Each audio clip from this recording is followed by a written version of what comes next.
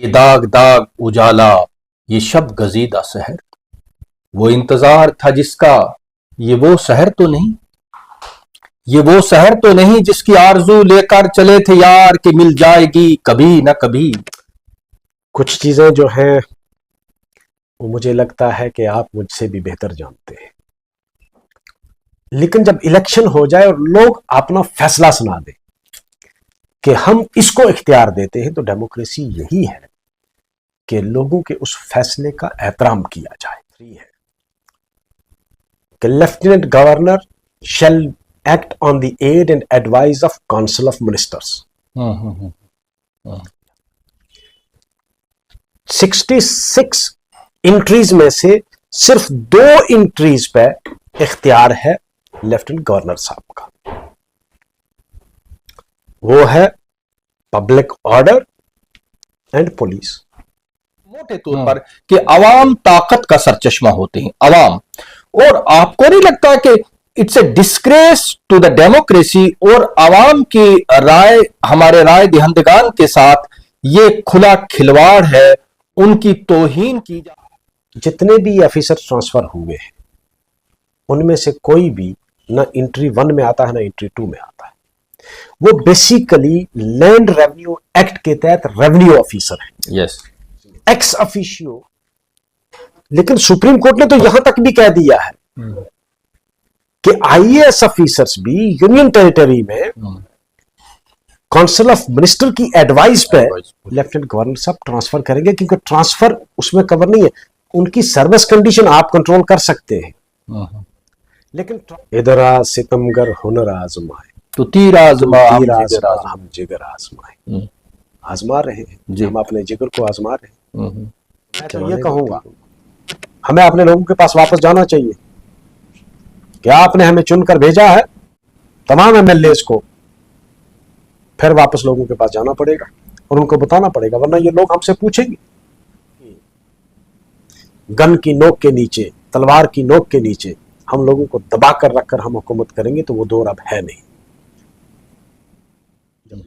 कल तो आप कानून भी खुद बनाओगे, फिर तो लेजिस्लेट भी आप करोगे ना, वो आपके दायरा इख्तियार में आ गया। मकदम है आपका, शुक्रिया। और ये बताइए कि बड़ी तवील अरसे के बाद, लोगों की जद्दोजहद के बाद, सियासी पार्टियों के एक तवील तहरीक के बाद जब इंतखाबात हुए तो ये कहा गया कि अब डेमोक्रेसी रेस्टोर हो गई है, जमहूरियत बहाल हो गई है, अब जो है जम्मू कश्मीर के लोगों की आरजुओं को, तमन्नाओं को, ख्वाहिशात को पूरा करने का वक्त आ गया है। और आज आपकी सरकार, क्योंकि आप अगरचे सरकार में के अंदर नहीं है, लेकिन आपने हमायत दी हुई है सरकार को, और हम समझते हैं आप सरकार का एक हिस्सा है, आप अलायंस पार्टनर हैं, और आज 6 महीने आपकी सरकार पूरा करने जा रही है। और आज हम ये कहने पे मजबूर हैं, हर शख्स बकौल फैज, कि ये दाग दाग उजाला, ये शब गजीदा सहर, वो इंतजार था जिसका, ये वो शहर तो नहीं, ये वो शहर तो नहीं जिसकी आरजू लेकर चले थे यार कि मिल जाएगी कभी ना कभी। नजात दीदाओ दिल की घड़ी नहीं आई, चले चलो कि वो मंजिल अभी नहीं आई। कब आएगी वो मंजिल? ये क्या हो रहा है? ये क्या खबरें सुनने को मिल रही हैं? जरा इस पर आप रोशनी डालिए। फैज साहब का ये शेर बहुत ही मौजू वक्त पे आपने पेश किया। कुछ चीजें जो हैं वो मुझे लगता है कि आप मुझसे भी बेहतर जानते हैं। पिछले दिनों जो जम्मू कश्मीर में इवेंट्स ने जो टर्न लिया है वो एक अच्छा शगुन नहीं है एक जमहूरी मुल्क में और एक जमहूरी रियासत में। मैं इसको रियासत ही कहूँगा। जमहूरियत में लोगों की ख्वाहिशात का और लोगों के मैंडेट का एहतराम करना होता है,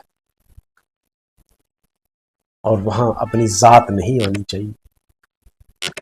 इलेक्शन तक ठीक है, हमारी आपस में नाराज़गी, मुखालफत, एक दूसरे पर कीचड़ उछालना कुछ हद तक हजम होती है बात, लेकिन जब इलेक्शन हो जाए और लोग अपना फैसला सुना दें कि हम इसको इख्तियार देते हैं, तो डेमोक्रेसी यही है कि लोगों के उस फैसले का एहतराम किया जाए। ये मसला सिर्फ एक किसी गवर्नमेंट का, किसी पार्टी का नहीं है। ये सवाल किसी एक जात का नहीं है। ये सवाल इस जम्मू कश्मीर के जो हाउस है लेजिस्लेचर्स का, ये उसके तकद्दुस का मामला है। उसकी अपनी जो पहचान है, जो लोगों की विल है, ये उसका मामला है और एक बड़ा मामला है। ये अजीब, मुझे पिछले दिनों कहीं सोशल मीडिया पर देखा कि मैं अपनी पावर से बाहर नहीं गया। काश ये आपको एहसास होता कि मेरी पावर्स कानून ने क्या दी है। एक होगी कि मेरे पास पावर है, मैं कुछ भी करूं। एक है कि कानून है, आइन है, मुल्क का आइन है, जो लॉ कहता है मैं वो करूंगा। अब लॉ के मैं रिलेटेड आपको बताऊं, मैं सियासत पे अभी नहीं हूं। ये रीऑर्गेनाइजेशन एक्ट में भी है, मेरे ख्याल में सेक्शन 52 या 53 है कि lieutenant governor shall act on the aid and advice of council of ministers. Lieutenant governor साहब की अपनी डिस्क्रिशन है। डिस्क्रिशन 3 मामलात में डिफाइंड है, well defined. There are 66 entries in list 2 of the schedule 7 of Constitution of India.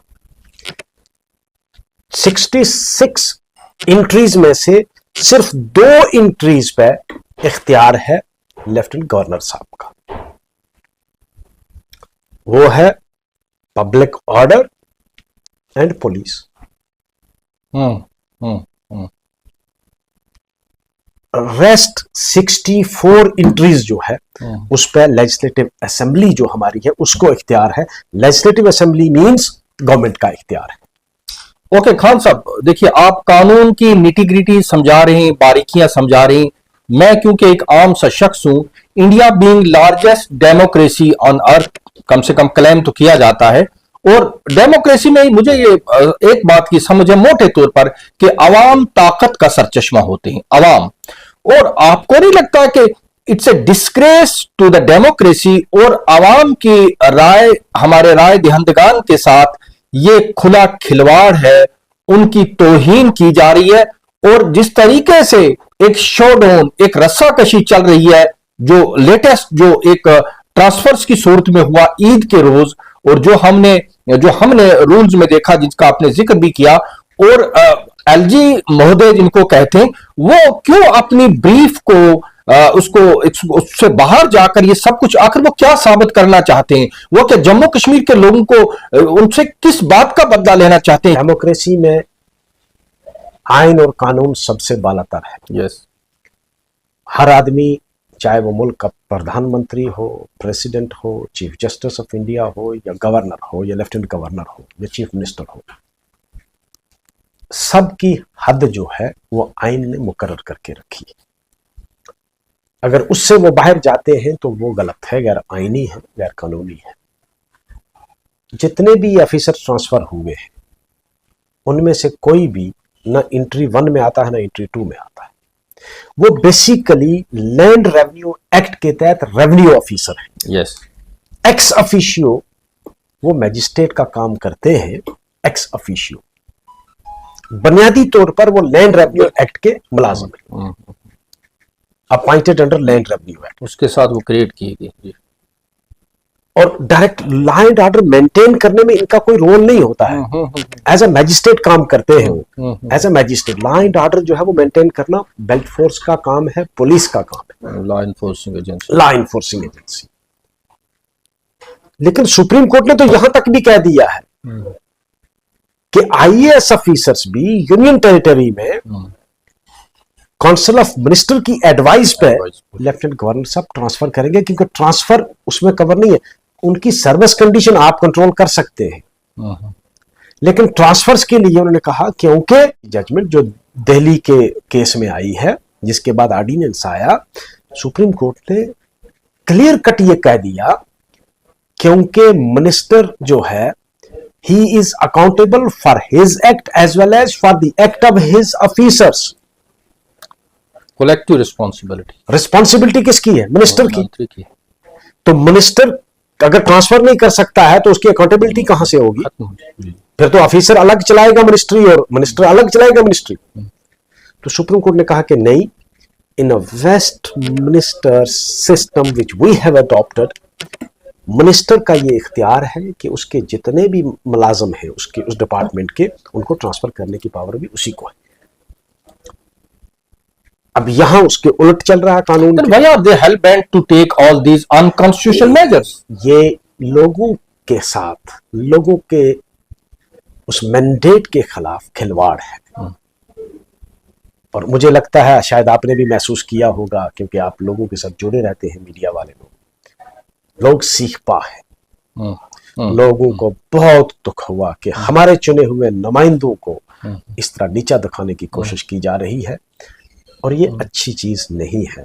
Jammu Kashmir जैसे sensitive इलाके में अगर लोगों को आप ये बावर करवाना चाहते हैं, ये तासर देना चाहते हैं कि तुम जो मर्जी करो, जिसको मर्जी इलेक्ट करके भेजो, हम नहीं चलने देंगे उनको।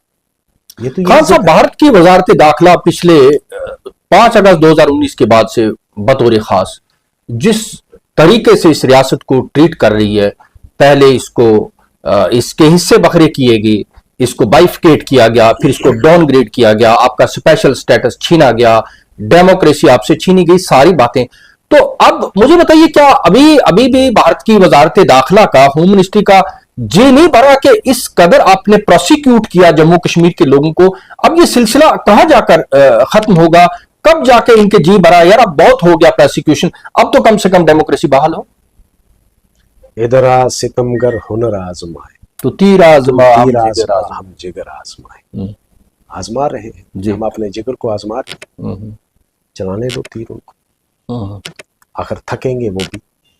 लोग उनसे जरूर पूछेंगे, और लोगों ने इस बार भी जवाब दिया उनको। ऐसा नहीं है, इस इलेक्शन में आपने देखा होगा कि बीजेपी किस किस्म के डेस्परेट थे, और यहाँ के जो हेड थे वो कितने डेस्परेट थे कि यहाँ बीजेपी की सरकार बनी। लेकिन लोगों ने उनको करारा जवाब दिया। सब कुछ करने के, कंस्टिट्यूएंसीज को आपने जेरीमेंडर किया, पूरी एडमिनिस्ट्रेशन को आपने इस्तेमाल किया, पैसे का भी इस्तेमाल किया, मसल पावर का भी इस्तेमाल किया, अथॉरिटी का भी इस्तेमाल किया, लेकिन कुछ नहीं कर पाए आप। लोगों ने बताया कि नहीं, हम अभी भी मालक है, ताकत हमारे पास है। अब लोगों के इस मैंडेट का आपने जो 2 दिन 4 दिन पहले जो खिलवाड़ किया है, वो मेरे ख्याल में तारीख में, हिंदुस्तान की जमहूरियत में इस किस्म के हालात मैंने कहीं नहीं देखे कि तुम एक इलेक्टेड रिप्रेजेंटेटिव को, तुम असेंबली की पावर्स को यूजरप करना चाहते हो। जो इख्तियार हमारी असेंबली का है उस पर आप कदगन लगाना चाहते हो। खान साहब, उमर अब्दुल्ला ने वजारत आला का ओहदा संभालने के बाद अपने आप को जिस तरीके से कंडक्ट किया, यानी उन्होंने बहुत कोशिशें की, बल्कि वो उनको क्रिटिसाइज किया गया। उन्होंने दिल्ली की जानब और बतौर खास ये होम मिनिस्ट्री की जानब, वजारत दाखिला की जानब नहायत ही एक माइल्ड, एक हम्बल अप्रोच शुरू किया। बल्कि जो उन्होंने दर्जनों शॉल लेकर दिल्ली में जाके बांटे, जिसको मैं शॉल डिप्लोमेसी का नाम दूंगा, तो उनको अपने हरीफों की तरफ से क्रिटिसाइज किया गया, भाई इसकी क्या जरूरत थी, इसकी क्या जरूरत थी। लेकिन कई लोग ये जानते थे कि, समझते थे कि शायद इस तरीके से वो रियासत को बहाल कर लेंगे, रियासत की वापसी हो जाएगी, और ये चाहते हैं कि उनको एक स्पेस दी जाए ताकि वो आजादी से अपने उस मैंडेट को एक्सरसाइज कर पाए। लेकिन ये सब करने के बावजूद उधर से किसी तरह की खैर सगाली, किसी तरह की स्पेस, किसी तरह की लीनियंसी नहीं बरती जा रही है। तो क्या कहेंगे आप इसमें? There is no doubt in it कि उमर अब्दुल्ला साहब ने ही extended an olive branch to the union government. और अच्छी बात है कि ताल्लुकात जो है वो नॉर्मल रहे। किसी भी यूनिट का, जिसको यूनियन गवर्नमेंट जो है उसके साथ मिलजुल कर चलना, इसमें कोई बुराई नहीं है। और हाथ मिलाने से आप आइडियोलॉजी शेयर नहीं करते हैं। आइडियोलॉजी उनकी अपनी, यही जमहूरियत की खूबसूरती है कि उनकी आइडियोलॉजी अपनी, हमारी आइडियोलॉजी अपनी है, but we can at least maintain a working relationship. But why are not they ready to budge even an inch? ये तो उनसे आप पूछ सकते हैं, इसका जवाब तो मैं नहीं दे सकता, लेकिन उनको खुद सोचना चाहिए था कि भाई आप ये कहोगे कि पूरे मुल्क में एक ही ख्याल की हुकूमतें बनेंगी तो वो पॉसिबल नहीं है। इतने बड़े मुल्क में ख्याल में तजाद हो सकता है, लेकिन काम करने के लिए वर्किंग रिलेशनशिप रखने पड़ते हैं। और इससे पहले भी ऐसा बहुत बार हुआ है। यहाँ जब अटल बिहारी वाजपेयी साहब से तो बेहतरीन हुकूमत चली, यहाँ भी दिल्ली में भी वर्किंग रिलेशनशिप रहा उनके साथ। तो ये इसको मैं तंग नजरी ही कह सकता हूँ, इससे ज्यादा क्या कहूँगा कि तंग नजरी।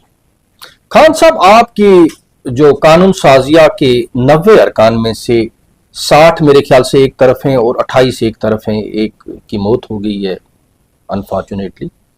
और उसके बाद ये तासुर आवाम में पाया जाता है और मीडिया में तासुर दिया भी जा रहा है कि लीडर ऑफ अपोजिशन को शैडो चीफ मिनिस्टर के तौर पर दिखाया जा रहा है, बल्कि एक मुकाबला आराई है, एक शो डाउन है, एक रस्सा कशी है। और उसमें हमने खुद महसूस किया कि आपका लीडर ऑफ अपोजिशन आपके यानी चीफ मिनिस्टर से ज्यादा पावरफुल है। तो आपको नहीं लगता कि आप 2/3 अक्सरियत का मजाक उड़ा रहे हैं, डेमोक्रेसी का मजाक उड़ा रहे हैं, आप हक के राय दही जो लोगों का है उसका मजाक उड़ाया जा रहा है। और इसमें गोदी मीडिया शामिल है, सारे शामिल हैं। और ये आखिर क्या लेसन, इससे क्या हासिल करना चाहते हैं कि ये सब कुछ होने के बावजूद हम एक माइनॉरिटी में होकर भी हमारा यहाँ पे सिक्का चलेगा और ये जो ब्रूट मेजॉरिटी एक तरफ है, इनसे ना इनकी को ऑफिसर सुनेगा, ना इनकी को चलने वाली है। तो ये क्या साबित क्या करना चाहते हैं? ऑफिसर्स तो they are accountable to the legislature. Executive जितनी भी है, चाहे कोई चीफ सेक्रेटरी है, एडिशनल चीफ सेक्रेटरी है या सेक्रेटरी है, वो अकाउंटेबल है। जमहूरियत में एक सिस्टम है, उसमें उनको मानना चाहिए कि जो लोगों की चुनी हुई सरकार है वो कुछ भी है, चाहे आप जो मर्जी डाउन प्ले करो उनको, लेकिन लोगों की चुनी हुई सरकार एक ताकत रखती है। और अगर यही लोग जाकर अपने लोगों के पास जाकर ये कहेंगे कि हमारे साथ ये सलूक किया जा रहा है, तो उसका फिर लोगों को फेस करना पड़ेगा, इन लोगों को। और मैं तो ये कहूंगा हमें अपने लोगों के पास वापस जाना चाहिए। क्या आपने हमें चुनकर भेजा है, तमाम एमएलएस को फिर वापस लोगों के पास जाना पड़ेगा और उनको बताना पड़ेगा, वरना ये लोग हमसे पूछेंगे। तो ये एक खुदा का शुक्र है कि यहाँ की आवाम जो है सियासी बेदार है और लोगों को ये भी पता है कि भाई यहाँ ज्यादती हो रही है, हमारे चुने हुए नुमाइंदों के साथ उनको काम नहीं करने दिया जा रहा। लोग इसको भी महसूस कर रहे हैं, लोग समझ भी रहे हैं। और मैं आपको बताऊं, सबसे बड़ी ताकत लोगों की है। ये हमारी गलतफहमी है कि हम फोर्सेस के गन की नोक के नीचे, तलवार की नोक के नीचे हम लोगों को दबा कर रखकर हम हुकूमत करेंगे, तो वो दौर अब है नहीं। जब लोग बाहर निकल जाएंगे ना, और जब लोग ये महसूस करना शुरू हो जाए कि हम जिसके लिए लड़ाई लड़ रहे हैं वो जायज है और हक है, उनको कोई फिर रोक नहीं सकता, फिर दुनिया की कोई ताकत उनको नहीं रोक सकती। तो आप मजबूर अगर करेंगे लोगों को इस तरह कि आप if you push them to war, तो वो सियासत के लिए भी अच्छा नहीं है और जमहूरियत के लिए भी अच्छा नहीं और मुल्क के हक में भी नहीं है। सितंबर 2024 के असेंबली इंतखाबात के बाद जम्मू कश्मीर के आम शहरी के लिए, एक आम बाशिंदे के लिए क्या बदलाव देखते हैं, क्या बदला उसके लिए, क्या समझते हैं आप, क्या तब्दीली आई? और एक तरफ अगर आप एमएलए के लिए देखें, उसके लिए बहुत कुछ बदल गया है। आपके पास पर्क्स हैं, आपके पास प्रोटोकॉल है, आपके पास बाकी बहुत सारी चीजें हैं, लेकिन उस आम शख्स के लिए जिसने बड़ी बड़ी दिल में बड़ी आरजुएं पाल के आपके हक में, एक एमएलए के हक में उसको मुंतखब करके कानून साज असेंबली में भेजा था कि मेरे लिए कानून बनेंगे और मेरे लिए मुझे वो इख्तियार मिलेगा। कुछ बदलाव तो देखने को मिला मुझे, जो सबसे हर आदमी का अपना अपना नजरिया है। मेरे ख्याल के मुताबिक जो सबसे बड़ा एहसास जो मिला है कि हमारी आवाज है और हमारी आवाज की एक वैल्यू है, और लोग पूछना शुरू हुए। एक चीज आपने देखी होगी पिछले 5-6 सालों में, कोई किसी को पूछ भी नहीं सकता था कि तुमने ये क्यों किया, कि तुमने मेरे साथ ये नाइंसाफी क्यों की। लोग इतने सहमे हुए, डरे हुए थे। वो डर और खौफ खत्म हुआ इस गवर्नमेंट के बनने के बाद। लोग अब अपने एमएलए को पूछते हैं, मिनिस्टर को पूछते हैं, चीफ मिनिस्टर को पूछते हैं। प्रोटेस्ट, आपने कभी प्रोटेस्ट देखा पिछले 6-7 सालों में? सवाए इसके कि जम्मू के 4-10 लोग जाकर बीजेपी के दफ्तर के बाहर कहीं बैठे होंगे, उनको भी पुलिस ने खदेड़ दिया। अब प्रोटेस्ट आपको देखने को मिलते हैं। ये एक आजादी का सिंबल है कि हम ज़हनी तौर पर आजाद हैं। हालांकि है या नहीं है वो दूसरी बात है, लेकिन लोगों को ये महसूस हुआ कि भाई हमारा कोई दर है जहां हम जाकर रो सकते हैं। ये सबसे बड़ी अचीवमेंट है इस इलेक्शन की। नहीं, मैं इसमें आपके साथ जरा मौदबाना तरीके से इख्तलाफ रखता हूं कि वाकई आप अगर कहें कि वॉइस ऑफ डिसेंट को एक मोर स्पेस मिली है, एग्रीड, लेकिन एसएचओ वजीर आला की, एमएलए की तो बात ही नहीं है। एसएचओ उसके आगे जवाबदेह है, न तहसीलदार की वो ट्रांसफर कर पा रहा, न एडीसी की ट्रांसफर कर पा रहा, एसपी उसकी बात नहीं सुन रहा है। और वो एहसास जो होता है अकाउंटेबिलिटी, या मेरी हुकूमत, मेरी हुक्मरानी, by the people, of the people, for the people, क्या वो आप अचीव कर पाए हैं? और ऐसे में जिस तरीके से एक रस्साकशी और एक इलेक्टेड गवर्नमेंट को नीचा दिखाने की कोशिश की जा रही है बार बार, तो मैं नहीं समझता कि कुछ बदलाव, क्योंकि मैं हाँ, आप कहें कि प्रोटेस्ट वगैरह लोग थोड़ा सड़कों पे आना शुरू, लेकिन एक आम आदमी का एहसास जो है, बल्कि उल्टा उनको ये लग रहा है यार कुछ नहीं हुआ, हमारे वोट देने के इतनी ज्यादा तादाद में हम लिख के हमने डेमोक्रेसी के हक में वोट दिया, लेकिन कुछ नहीं। आज भी हमारा डीसी जो है वो बीजेपी वाले की फोन तो सुनता है, उसकी तो वहां से जो है वो तो होता है, लेकिन ये जो दूसरी तरफ 60 लोग हैं, इनकी बात नहीं सुनी जाती है। क्या कहें? मैं आपसे इत्फाक करता हूं इस बात पर, और लोगों को इस चीज का एहसास भी है कि हमारे चुने हुए नुमाइंदों की जो सरकार है उसको काम नहीं करने दिया जा रहा। तो कोई भी जो अच्छा काम अगर हम करना चाहते हैं उसमें रोड़ा अटकाया जाता है। और पहली बार हुआ है कि मैं क्योंकि इस पेशे के साथ जुड़ा था बहैसियत एक वकील के, पहली बार ऐसा हुआ है कि आपके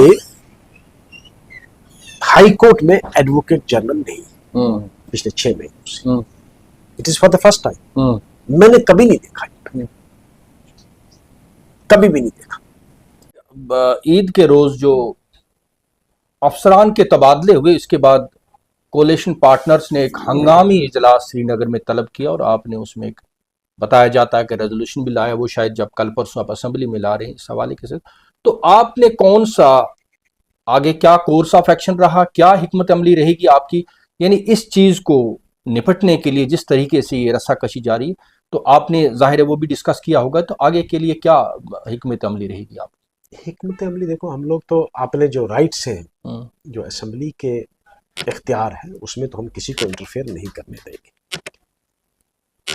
जो असेंबली के इख्तियार में है वो हम करेंगे। बाकी ये एक लंबी लड़ाई है, लड़ेंगे, लेकिन मुझे लगता है कि ये आखिरी है। इसके बाद अगर कोई इस किस्म का ऑर्डर आएगा तो हम तो लोगों में जाएंगे सीधा, हम तो सड़कों पे उतरेंगे।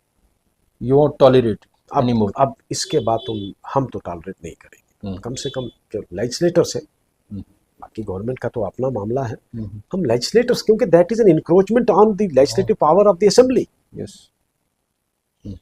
कल तो आप कानून भी खुद बनाओगे, फिर तो लेजिस्लेट भी आप करोगे ना, वो आपके दायरा इख्तियार में आ गया।